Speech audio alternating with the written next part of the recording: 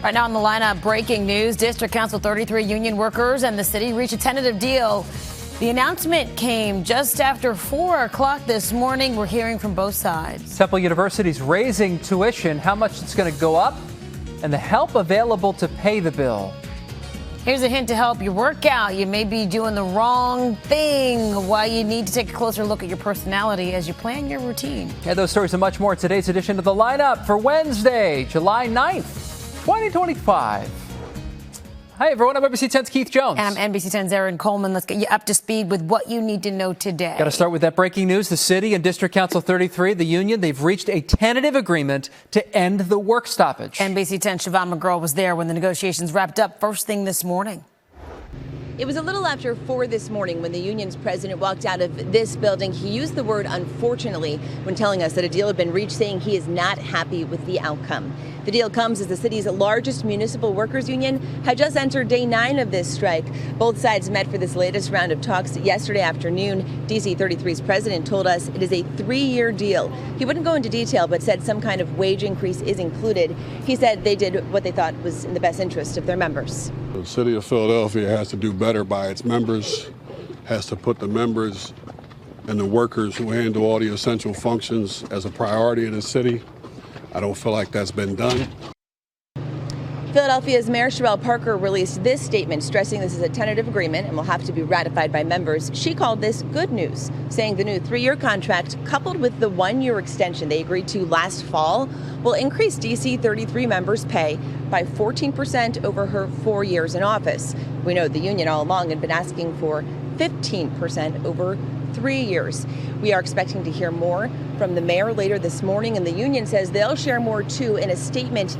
As for what's next, I asked the union's president. He told me that workers could be getting back to work as early as this morning. In West Philadelphia, I'm Siobhan McGraw, NBC 10 News. And you can count on NBC 10 to keep you updated on the next steps now that the strike is over. Make sure you have the free NBC 10 app to get updates sent directly to your phone. SEPTA's West Trenton line, it's back to normal this morning. Yeah, crews have repaired the overhead wire that was damaged when a tree fell on top of it. This all happened near the Meadowbrook station in Montgomery County during yesterday's storms. SEPTA officials say about 7,000 passengers use the West Trenton line every single day.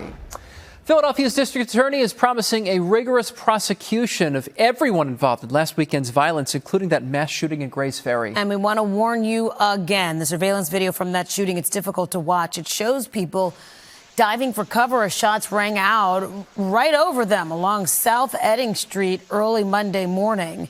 The gunfight left 3 people dead, 10 others injured. Investigators are looking for 3 suspects at this point.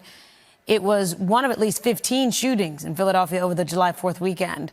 The DA spoke on Tuesday about how the violence we're seeing has an impact on more than just the victims. It is not just the people actually harmed. It is not the people in harm's way. It is more than that. It's everyone who lived on that block who heard it. It's everyone within blocks who heard it. It's every child who was outside and saw the police vehicles that arrived afterwards and saw the blood in the street. Gun violence in Philadelphia overall is going down. As of Monday, the Philadelphia Police Department says there have been 121 homicide victims this year. That's down 9% compared to this time last year and the lowest since 2014. In Montgomery County, part of a park that was closed yesterday because of vandalism is now back open. The staff at a summer camp found vulgar words spray painted in the playground equipment at Miles Park in White Marsh Township yesterday morning. Parks and Rec staff quickly removed that graffiti. Police investigating the vandalism now. Hey, Temple University is hiking its tuition for the upcoming school year. The Board of Trustees approved a 3.6% increase for both in-state and out-of-state students. The new base tuition rate for full-time students this year will be $9,800 per semester for PA residents, more than $17,000 for out-of-state students. To help students, Temple will award $184 million in financial aid. Hey, the next time you fly, you won't have to take off your shoes when going through TSA checkpoint. Yeah, the Homeland Security Secretary made that announcement yesterday. The new policy, taking effect immediately, now applies to airports nationwide, not just a select few. This change ends a roughly 20-year rule that came after Richard Reed, known as the shoe bomber, tried and failed to ignite explosive material in his shoe on a flight in 2001. Well, the search is on for the owner of an abandoned pot-bellied pig in Bucks County. Look at that guy. The staff at Nakamixon State Park found the pig Monday after the holiday crowd had cleared out. The SPCA is caring for the animal now. If it can't find the pig's owner, it'll be put up for adoption. Looks kind of friendly. I know, right? Seriously. Yeah, it's clearly little guy. a pet. Yeah. Today, by the way, is going to be the shortest day in recorded history. Experts say it's because of the moon's position. The difference in the gravitational pull between the Earth and the moon will cause the Earth to spin faster. So today going to be from 1.3 to 1.6 milliseconds shorter than the typical 24 hours. July 22nd and August 5th are also expected to be shorter days. Interesting. So do what you got to do a little faster. Yep. Right. If your exercise routine is at a summer slump, it may be because your workouts don't match your personality. Yeah, a new study finds matching your workouts to your personality could make exercising more enjoyable and easier to stick to, right? Researchers found extroverts prefer high-intensity interval training sessions in a group setting. People who have a tendency to be moody or anxious, they like low-intensity exercise sessions at home. All makes sense. All makes sense, right? Yeah, you want to do it in private versus public. Yeah. Have you heard of the term bathroom camping? Well, it is going viral right now. People on TikTok say they shut themselves inside the bathroom, not to use it, but to scroll social media, listen to music, and shut out the world. Some say they can stay in there for hours, and they're talking about both public and private restrooms. This is insane to me. One person says it's a mental detox, a safe space, and it works because no one's going to bother you in there. Some people are criticizing bathroom camping, though, saying it's not fair to people who actually need to use the restroom. I mean, would you imagine, right? And you're knocking on the door and you're going, this person's been in there for an hour and a half. There's so many reasons why this is a bad idea. Right. First of all, if you're in there forever, people are going to be like, well, what are you doing in there? Yeah. Right. You know, you must be something going on. Something's going on. Yeah. Or check the cafecito, hopefully there's not something in there. Exactly. Like, do you want that? Then, why do we have to spend hours in the bathroom? Also, is that the place you want to hang out in? No, it's not the place you want to hang out. I don't want to hang out in the bathroom. Because other people are doing things in there too. That's right. Yeah. The bathroom is made to get in, do what you got to do, and get out as fast as you possibly can. That's right. So to all the people out there who bathroom camp, find a different place to camp. Yeah, right. 3 steps you just said. Number 1, you get in. Number 2, you do your business. And number 3, you get out. Exactly. Totally. Was that funny? Hey, Erin, who's the boss in your house? Is it your dog? Well, new research shows more than 70% of people admit their lives revolve around their pets.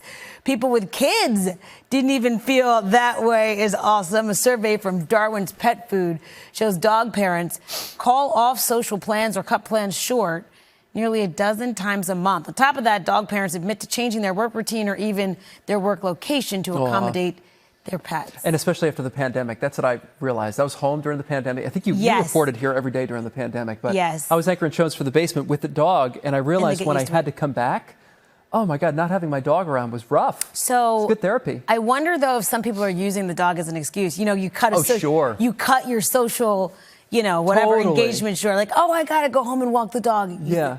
But don't you think like having a child is the easier excuse? You know what I mean? Like I know now from having a baby, excuse is a funny word because you really do need the time for something else, which is dedicated to a child. Yes. I feel like that's a way easier excuse these days. For sure. Hey, listen, my sitter has to go at whatever 100%, time. right. They're like, oh, I got to get back to relieve. And that is true. Yeah, the dog one, it's just like, crate the dog for, an hour or two. It's harder. You can't crate a child. Listen, people are using the excuse and it's working. That's right. I know. So people are also hiding in bathrooms. So listen, you have a fair point. That does it for today's edition of The Lineup. For Erin Coleman, I'm Keith Jones. You can get NBC 10 News updates right here on the NBC 10 app, and you catch us weekday mornings, by the way, from 5 to 7 a.m. Have a great day. See you guys.